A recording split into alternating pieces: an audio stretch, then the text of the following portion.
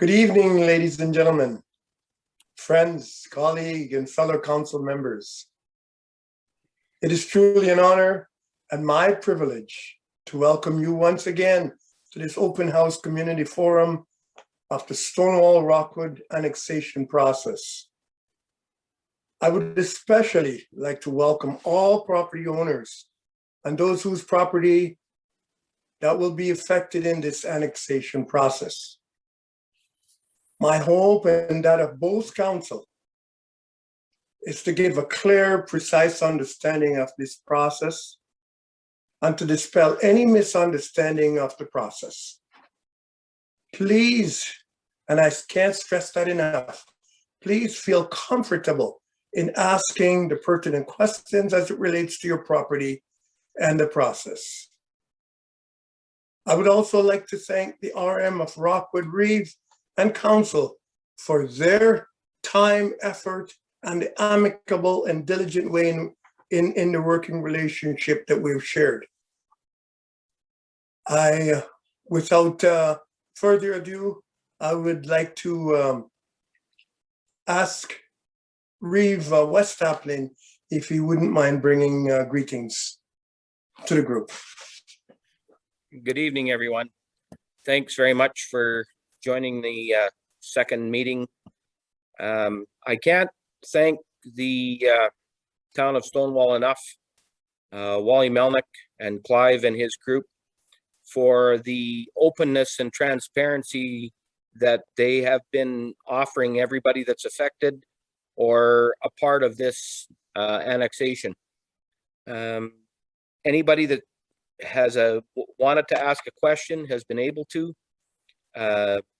If they didn't have the answers, they have found them out. And this is just a testament to how much this is going to help the region and how we want to work together as a team and be totally regional. So thanks very much for that. And we'll carry on with the meeting. Thanks very much. Thanks, Reeve Taplin. I'd like to introduce CIO Wally Melnick. He will be the narrator for the PowerPoint tonight. Welcome, Wally Melnick. Thanks, Mayor Hines and Reeve Taplin. Welcome back, everyone, to, as has been mentioned, the second public meeting with regards to our annexation proposal that has been submitted to the province. And now we're doing some of the public consultation pieces to be able to answer questions and again address issues and explain the process to all those who may be impacted or involved. We're going to do a few things here at the evening, this evening in the meeting. We'll review some of the information from the first meeting 2 weeks ago, just a little bit of a recap in case we have some new people on the call to ensure everyone kind of starts at the same location or same spot in terms of the discussion. We are going to answer additional questions that were raised earlier this month that we may not have had answers to, or that we've been able to find out additional information about and be able to share that information with the group today. So as a starting point, we just want to talk a little bit about what is being proposed. This map is the same as what we provided last, I guess it was 2 weeks ago now, and it indicates in the red area the land being proposed as part of the submission that was made to the municipal board as the annexed area. The yellow bounded or the yellow line indicates the current boundaries of the town of Stonewall, and the red shaded areas indicate the land that's being discussed as part of this current proposal.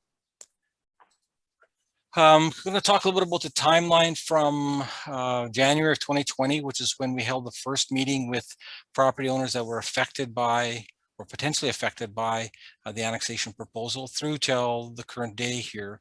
So again, we can kind of get everyone on the same level in terms of the information. So we met back in January of 2020, a little over a year ago, with those property owners and introduced the concept and the area that was going to be affected, and started to ask questions or answer questions and try and get feedback from that group as to what they needed for information in order to be able to decide for themselves whether they supported or could support the potential annexation. In February of 2020, so again, just over a year ago, a residential land supply and demand study was completed for us by the province of Manitoba.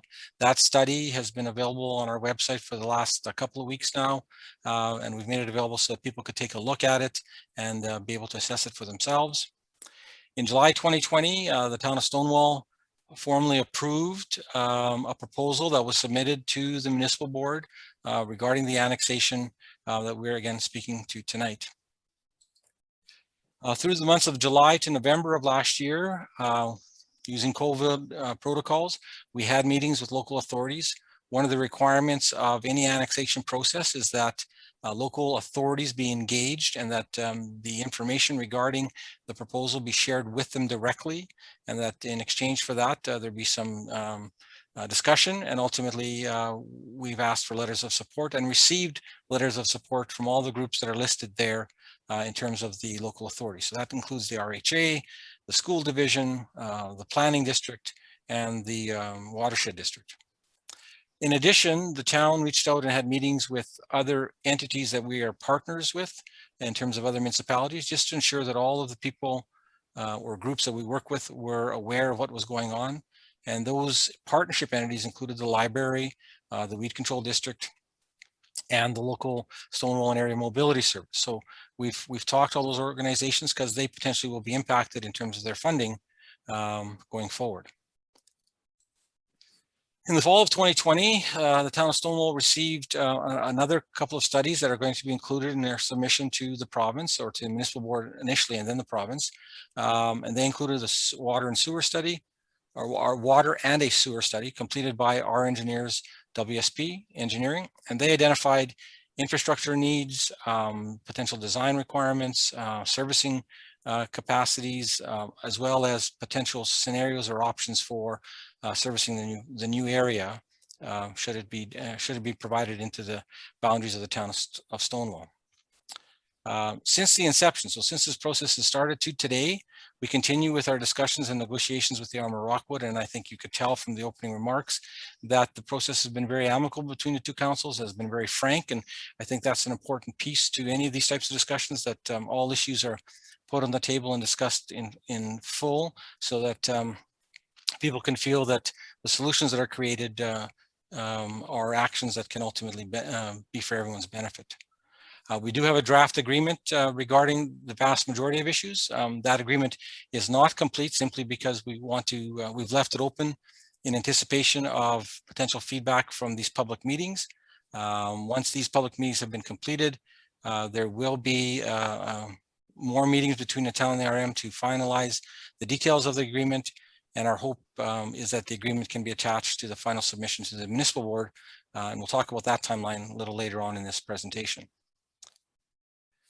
In the winter and spring of 2021, what we're looking to accomplish, of course, these public consultations. And again, this is the second in a series of 2 that we were hosting this month. Based on that feedback, we're hoping to, as I said, finalize the agreement with the town and the RM, and then submit our response, including all of the consultations that we've held and the information accumulated in terms of the reports since the summer of 2020 to the municipal board. So that's kind of the timeline. The next part of this meeting will be to answer some of the questions that were raised on March 11th that we either didn't have answers to that night, or just to ensure that we had documented the responses that we provided to individuals, so that there's a record of the responses back to the individual, to the citizens of the area and the community. Again, transparency we think is important in terms of this issue, and so we want to make sure that everyone is aware of kind of the stance and the information that's being provided. I guess it wasn't mentioned, but I believe this session is also this meeting is also being recorded and will be posted on our website at its completion. So what is the size of the lagoon buffer? So there was questions asked by, I guess, a couple times in terms of what was the distance between the current lagoon of the Town of Stonewall and the area in which property could be developed. And so we weren't positive on the distance, and so we went back and checked. And from the Department of Sustainable Development Design Objective Guideline document, there's a minimum distance of 460 meters from any center of population to the outside edge of the berm for the lagoon. So we'd be looking at almost half a kilometer distance in terms of the buffer that would have to be left as green space between the town area in terms of development and the lagoon itself. What would be the future direction of expansion of the lagoon? That was another question. So the town does own land to the west of the current lagoon. It is the town's intention to do expansion of the facility when needed in that direction. And the purchase of land was done with that in mind in terms of the future development of the community, expansion of the community and development of our facilities for the service of that development or expansion. Is there an order of preferred development, and if so, how is that determined?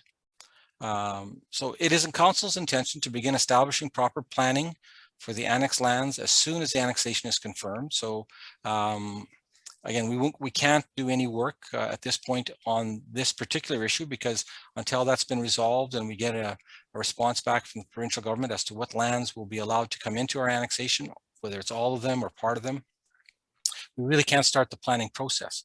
But it is the council's intention of the town of Stonewall to start that process as soon as there's been confirmation of what lands will be included. That planning review will include identifying areas that will be available for development and areas that will be held in reserve. Again, we have a large area that we're talking about. The expansion will almost double the size of the town, and the timeline that the council has talked about is a 50-year time horizon in terms of development. So it wouldn't be prudent for all of that land to be available on day one for development. It would we want to have it strategically and sustainably created or planned so that it can continue to be done properly over the course of many decades. The establishment of proper servicing of the annex lands with sewer and water will be a significant factor in what areas are allowed to develop first. Again, infrastructure will be key, and the studies and reports that have been done by WSP will help us guide some of those decisions in terms of areas that will be developed first and which areas potentially will be developed later, because it's based upon how the infrastructure has to be put in place in order to service those lands. And as identified within the report, the lands to the south would potentially require a utility backbone. So this means that the lands south of the current town boundary, because of the capacity of the current infrastructure, will probably require a separate physical main for both sewer and water in order to be able to provide the services. And so that backbone will be part of the decision-making process and part of the process in terms of discussions with developers as to how that rolls out. How will developers be informed about the new opportunities after annexation is complete? The annexation will get press coverage. We're very confident of that, just because of the nature and magnitude of the event, which should put the opportunity on the radar of developers. So we think this will be the starting point in terms of making sure people are aware that there is now an opportunity available within the boundaries of the town, or the new boundaries of the town, for developers to consider. In addition, the town has started a campaign which will be expanded in the future, identifying itself as a community that is open for investment and is willing to work with developers to see growth in the community. So we are actively trying to engage people to come to our community and to continue to invest. We know that growth is important, especially on services such as healthcare and education. Investment in those facilities only happen to communities that are ultimately expanding and growing, and that's been proven over and over again here with some of the investments made recently. There's limited dollars with regards to those types of facilities, and of course they go where they're most needed, and that's usually where there's growth and pressure on the systems. Will there be dedicated sections for business development in the secondary plan? The review of the annex lands will include discussion on all types of development, including residential and commercial opportunities. There is no absolute commitment to any specific zoning at this time, again, just because we're not sure as to what lands will be allowed in, which ones won't. But all options will be considered in creating a sustainable environment community going forward. So nothing's off the table, but unfortunately we're not in a position to be able to commit to anything either, just simply because we don't have all the answers at this point. If the land is sold to someone who wants to continue farming, will that be allowed? And the short answer to that is yes. If a property owner wants to continue to farm the land, that will be allowed. We've said that on numerous occasions, that ultimately the town is prepared to grandfather current operations as long as those operations continue at the level that they are at in terms of intensification. Then there's no reason for them not to have that. There's no reason for that not to happen. Similar question. If after annexation, if a 5-acre property has horses, chickens, and other livestock, and that property is sold, can the new owners keep livestock? The town has committed that as long as property is used in the same manner after annexation as before, that use will be allowed to continue. So as long as the size of the property, 5 acres, so in other words, the property would have to stay the same size. You couldn't have someone buy the 5-acre piece and want to subdivide off, 80% of it and then want to still retain the livestock component. But as long as the size of the property remained the same and the intensification of the operation, a few horses, chickens, and livestock remain the same, the town would have no issue with the use remaining. So again, a commitment to kind of allowing what's been going on to remain in place after the annexation. If land is sold, how are the new owners affected? Well, the bylaws governing that property change. The town is committed to the RM through our agreement that it will be reviewing its current bylaws on things like burning, firearm discharge, and animal control to ensure that the needs of individuals within the annexed lands are met for as long as the lands continue to be used for a rural or ag use. So we understand that there are things that are needed by people involved in agriculture and living in rural areas that are different than urban settings, and we're prepared to adjust our bylaws to reflect that. If, however, a new owner looks to subdivide and urbanize the lands, the town would be looking to impose bylaws with more urban standards on the property. So as long as things continue on as they are, we would modify our bylaws to allow for that. But as land became more urban in nature, more of a town in nature, then the standards would change in terms of what would be allowed. Would a yard site be impacted if it is subdivided from a larger acreage or an existing farmland? Well, that kind of depends.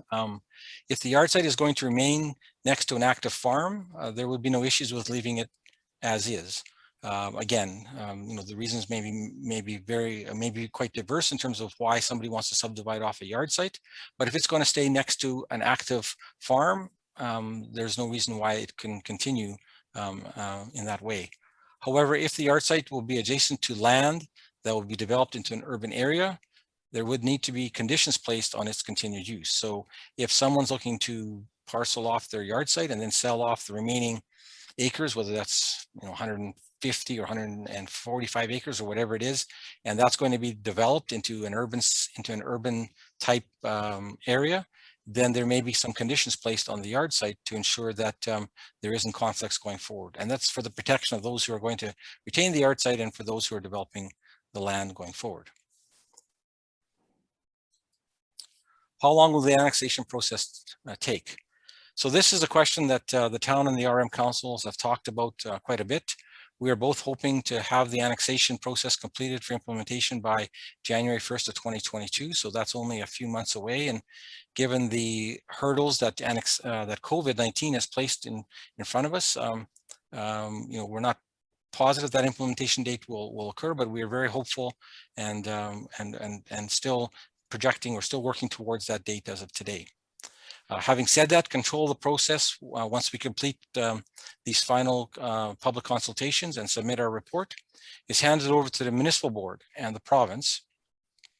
And at that point, how quickly the application moves through the process is really based upon the priority those groups place on the application. So we will be working hard to encourage the municipal board to follow through their decision-making process. And once that decision is made by the municipal board and submitted to the minister, we'll be working hard to have conversations with the minister to ensure that there's a timely recommendation to the government. But again, that process is handled by them, and we do lose some control of it. And that's the majority of the presentation that we wanted to make tonight in terms of the information that we had or that we wanted to share that was new. As last time, we are going to be asking for questions for those who are in attendance. And so I think Mayor Lisa is going to help explain kind of how this works. So I'll leave it to her to have the conversation with everyone. Good evening, everyone. So similar to last time, if you were with us and if you're new or have never used Zoom before, we're going to learn some new things tonight. You have the opportunity to put your hand up to ask a question. So if you can find that option on your screen, if you've got a PC or a regular laptop, you'll see something similar to what we've got on our pictures. If you've got an iPad or a MacBook or something that's Apple based, apparently there's 3 little dots that you can look for, and then you should see those options. So if you have a question, feel free to raise your hand. I will ask you to unmute, and then you can go ahead and ask your question.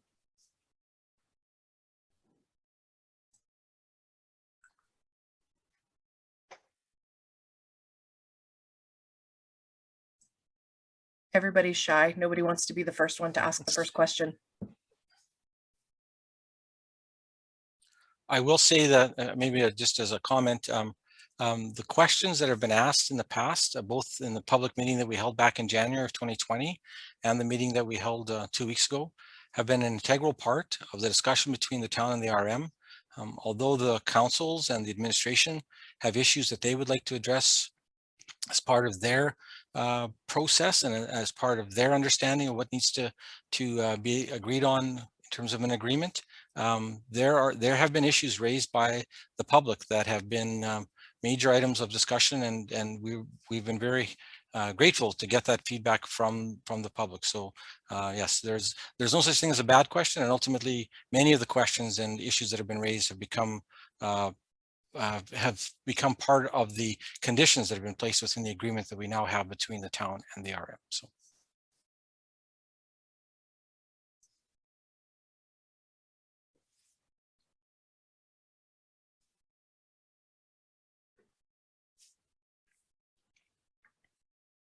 I'm not seeing any questions yet. Mhm.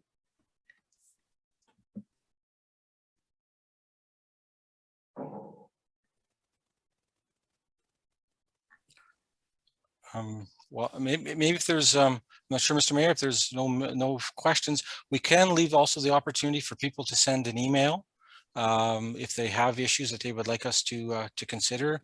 If people think of something after the meeting, that can be sent to info@stonewall.ca, and we'll ensure that that information, you get a response back, or if it's an issue that you want us to consider, that we include it in the next agenda for our future meeting between the town and the RM.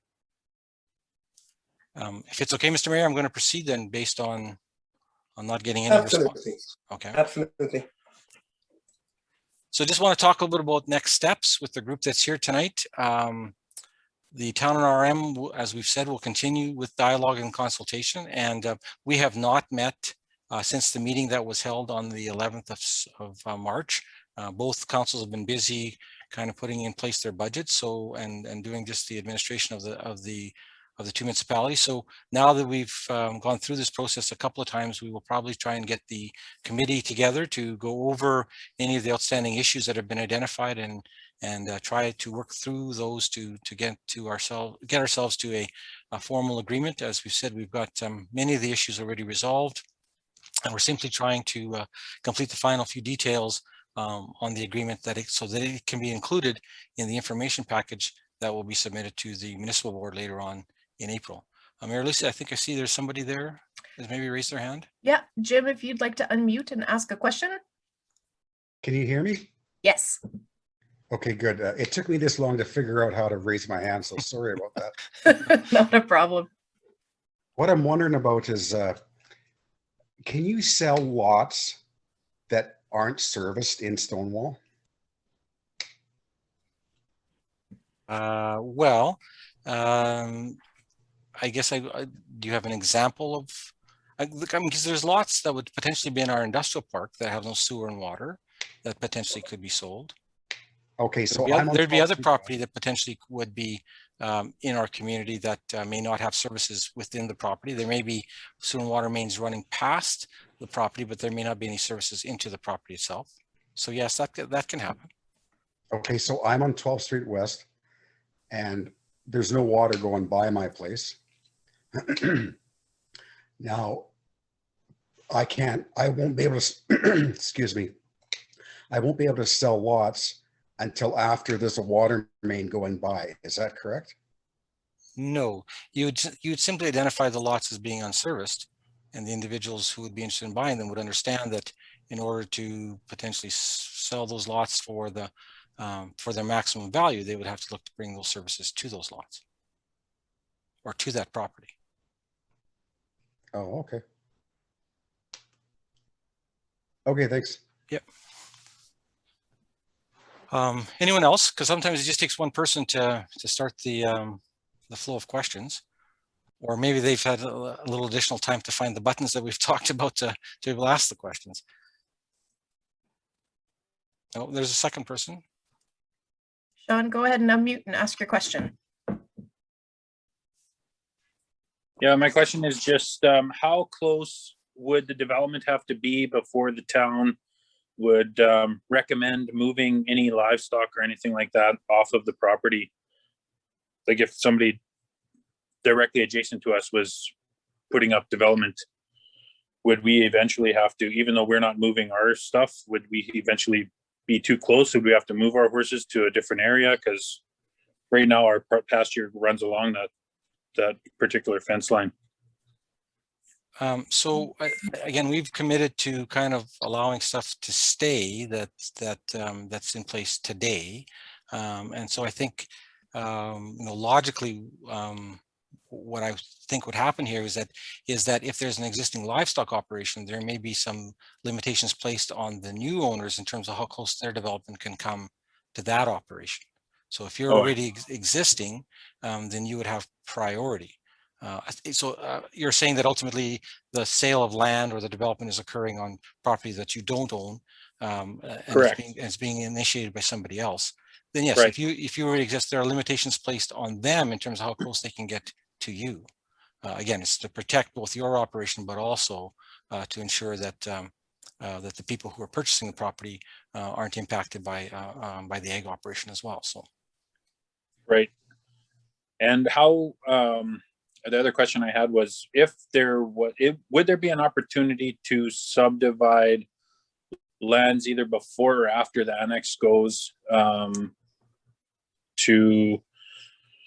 but just keep everything kind of the same, but still like separate the properties?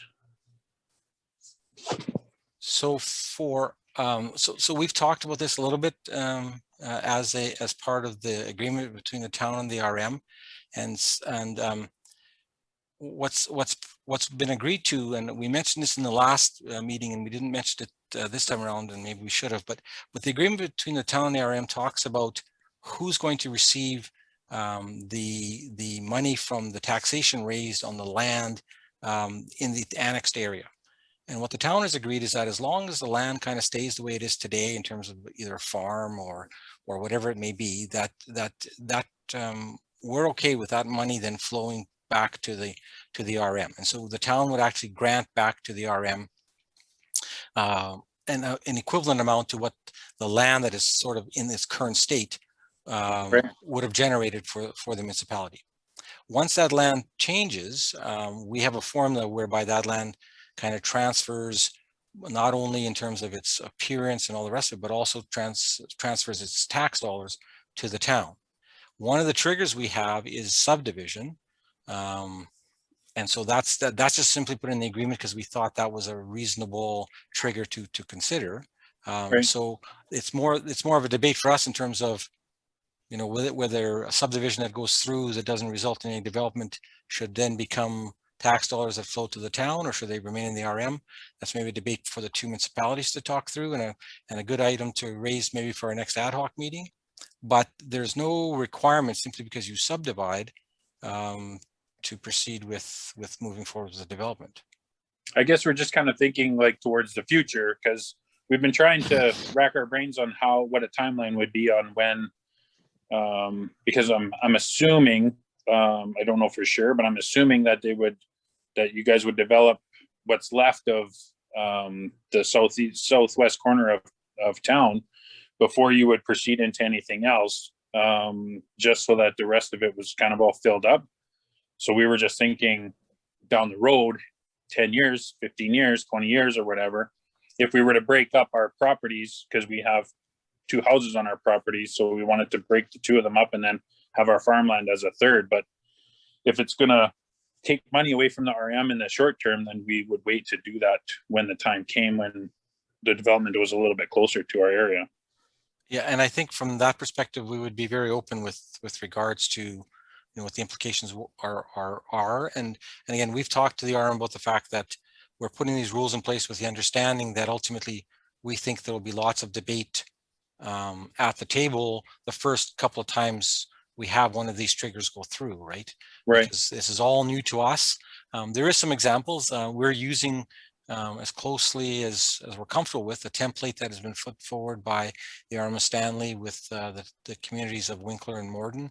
So we are using them as a sample because they've been very successful in terms of what they're doing there. But they've told us the same, that when they first started, every application seemed to be one that they had to talk through its implications or impact on the municipalities. And as they've got more into it and got some history, they've kind of established policies or process. So, I mean, you raise a good question, and it's probably, as I said, something we'll probably talk about at the next ad hoc meeting.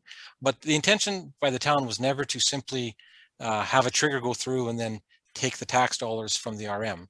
We would want substantive change there that ultimately requires us to do some work in terms of servicing, or or otherwise, before that would occur. So, I guess we're just trying to figure out what the timeline would be on. We don't have any intentions of leaving anytime soon. So, if it's 20 years down the road is one thing, but if it's 5 or 10 years down the road, it might be a little bit different situation if everything around us is growing super fast and you know what I mean? So from that perspective, we do want to be clear here that the town is looking to have growth happen in the community. I mean, that's one of the reasons why we're looking at the annexation piece. And so although we have what we think is a very good development going forward right now, we have a good working relationship with the developer. They seem to be making progress in terms of building homes, and it's been a very cordial relationship with that developer. We also know that there's more momentum that we think we can create in the community. And so, yes, we have a development that is still probably 5 to 10 years out in terms of its completion, but that doesn't preclude us from starting a second or even a third one if those developers feel like they can attract additional investors into the community. Right, if the opportunity presents itself. Correct. Because we're not making investment. The other aspect of it would be where the most logical places to start was based on your studies that you guys have done.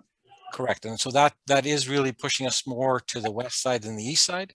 But that again is a discussion between the town and the developer as to how much they're prepared to pay up front for some of the capacity we have to put in place in order to service farther down the road. So right. Perfect. Thanks. Okay. I believe there's another hand. There are 2 more hands. Drew, would you like to unmute and ask your question? Yes, I guess the question I had was in relation to the development schedule. You had mentioned earlier that there was going to be a release on the proposed annexation lands, the development timelines as to which portions of that land was going to be developed in which sequence. When would that study be complete and made available? So again, Drew, part of that is going to be we need to wait to hear back from the province as to what they're going to allow us to include in the annexation. So the town and the RM have an agreement and have a vision, I guess, in terms of what they would like to see. But the province does have a say in this process. And so, if they allow it to go through everything that we've agreed to in terms of our agreement, then we would start that process immediately early in 2022. If, however, there is some changes to that, to the land that's allowed, or potentially a delay in the process. So for whatever reason, the municipal board or the province doesn't get everything in place and it's not till July of 2022 or something like that. We would then start the process at that point on the properties that are provided. So we can't, in absolute days or terminology, identify a specific date. All we can talk about is the fact that the process would be engaged as quickly as possible after we had a decision from the province. Thank you. Chris, would you like to unmute and ask your question? Hi, everyone. Or Wes. I just wanted to help out with that one question regarding the lots and the subdividing currently in Rockwood right now. anybody on the west side of 12th is in the RM of Rockwood. And unless you have 80 acres to start with, the only thing that you can possibly do is subdivide a yard site off, and then the rest of the 80 acres must remain farmland. So if that clears up anything, after the land is annexed, what happens then is what the town decides. But currently in Rockwood, you have to start with minimum 80 acres. You can subdivide the yard site off, and after that, the remaining land has to remain farmland.